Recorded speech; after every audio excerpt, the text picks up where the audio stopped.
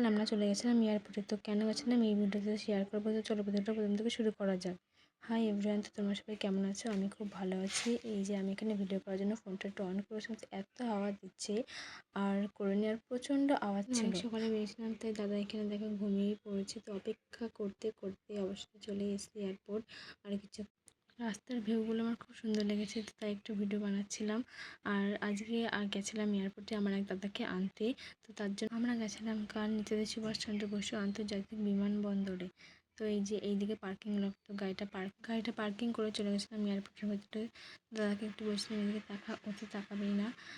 এই যে এয়ারপোর্টের এটা ভেতরটা, আমি আর দাদা একটু এয়ারপোর্টের ভেতরটা সব একটু ঘুরে দেখছিলাম। এয়ারপোর্টের ভেতরে দেখেছি এয়ারপোর্ট, এই যে এটা হচ্ছে এয়ারপোর্টের বাইরেটা। তো এয়ারপোর্টের বাইরের ব্যাকগ্রাউন্ডটাও অনেক সুন্দর, আমার তো খুব সুন্দর লেগেছে। তো এই ব্যাকগ্রাউন্ডটার নিচে রয়েছে পার্কিং লট, মানে খুব সুন্দর জায়গা। আর যে দাদাকে আনতে গেছিলাম সেই দাদার হচ্ছে ফ্লাইট ছিল 10টা 50-এ। তো তাই আমরা একটু আশেপাশে সব জায়গায় একটু ঘুরে দেখছিলাম, আমি আর আমার একটা দাদা। তো এই একটা প্লেন দেখো উড়ে যাচ্ছে, এটা একটু ক্যাপচার করেছি ক্যামেরাতে।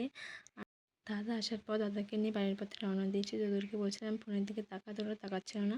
তো আজকের ভিডিওটা অবধি, দেখাবে পরের ভিডিওতে। তাদের জন্য টাটা।